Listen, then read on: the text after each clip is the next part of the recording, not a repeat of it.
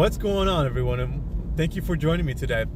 I just wanted to make this quick video to address the Grubhub's new driver card orders, the pay and place orders that has been rolled out into most regions. I don't know if most regions, but a lot of regions for the past few months now. So Grubhub has been getting into a bit of trouble regarding these pay and place orders, and the reason is that a lot of restaurants that are listed don't want to be listed. So let me give you guys a little bit of historical context as to why Grubhub rolled out this new system.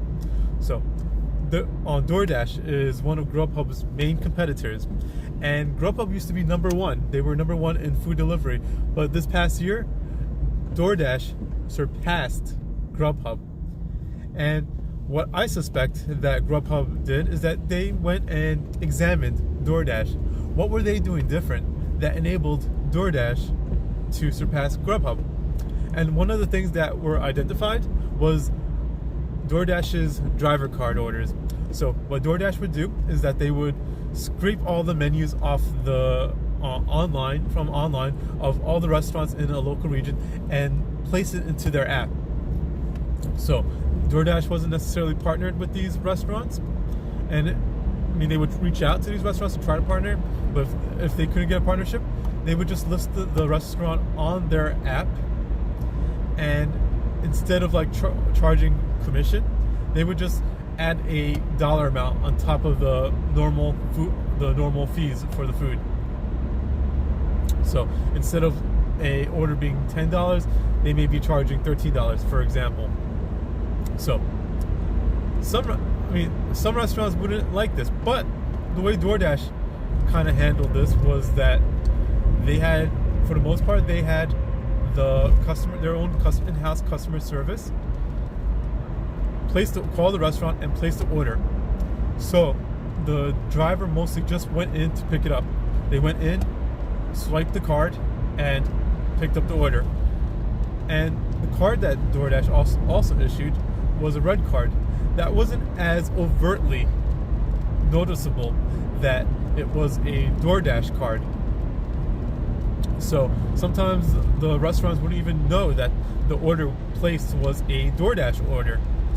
So that's how DoorDash was able to get around this situation. Then there were some restaurants where they required to have the driver come in and place the order, but that's because the restaurant wouldn't accept orders over the phone, or there was some sort of limited partnership, such as Wendy's, where they had an exclusive contract with DoorDash, but they decided that they would prefer instead of integrating their systems, they would prefer, or having DoorDash representatives calling, they would rather the driver just come in and place the order, and that for the most part worked pretty effectively due to the fact that Wendy's is fast food and the order would be made promptly.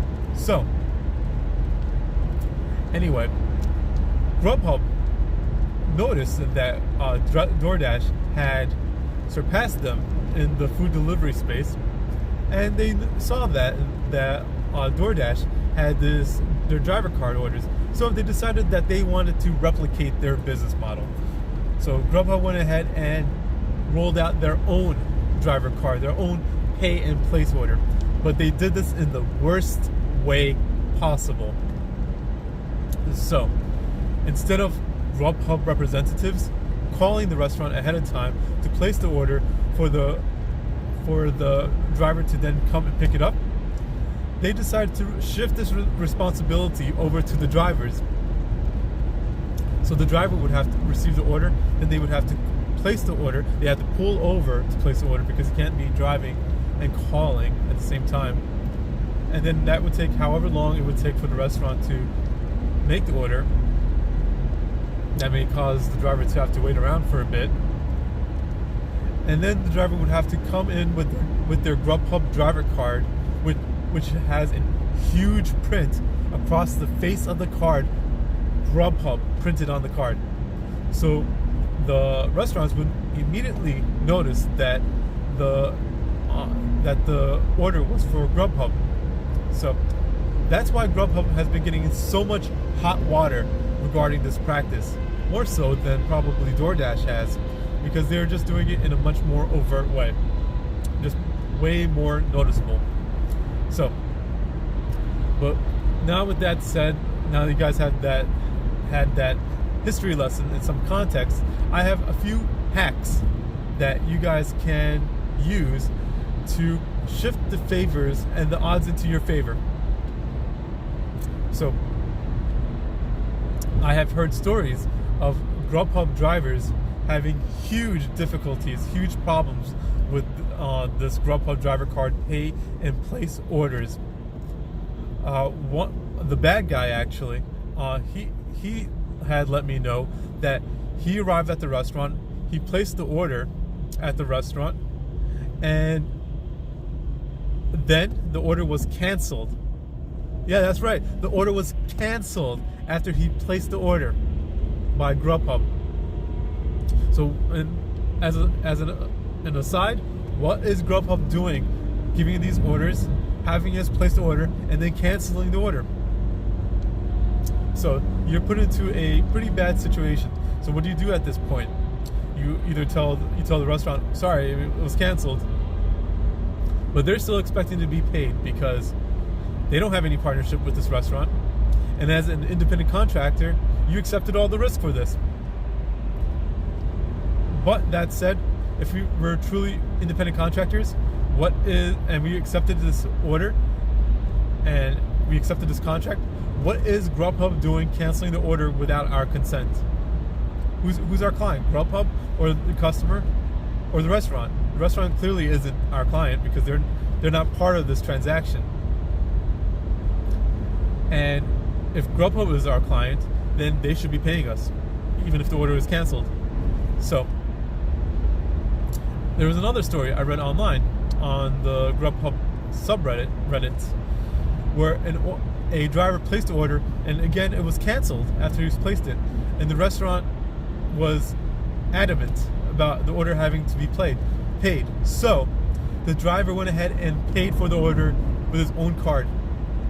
He then reached out to Grubhub for reimbursement, and Grubhub refused to pay for the order.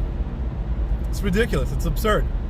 So, in order to avoid these type of incidents and to maximize your pay, put money back into your pocket, I have these three tips, these three hacks in order to maximize your pay. So, tip number 1. Call the restaurant before getting there. This will save you time in waiting for the food to be prepped. So call the restaurant, place the order, and then mark that you have placed the order. Hopefully it'll be ready by the time that you get there. But also ask them how long it's going to take the order to be prepared. If it's going to take too long, maybe cancel the order or go do another delivery by multi-apping until the order is ready to be picked up. Okay, so tip number 2. Sometimes the restaurants will have a prompt that says that they're not accepting calls. If this is the case, you can still place the order, potentially, if the restaurant normally takes orders over the phone. Just Google the restaurant, Google the location that you're actually picking up, so to make sure that you're not Googling a different town or something like that. Get the number from Google, call the restaurant, confirm their location, place the order, you're good.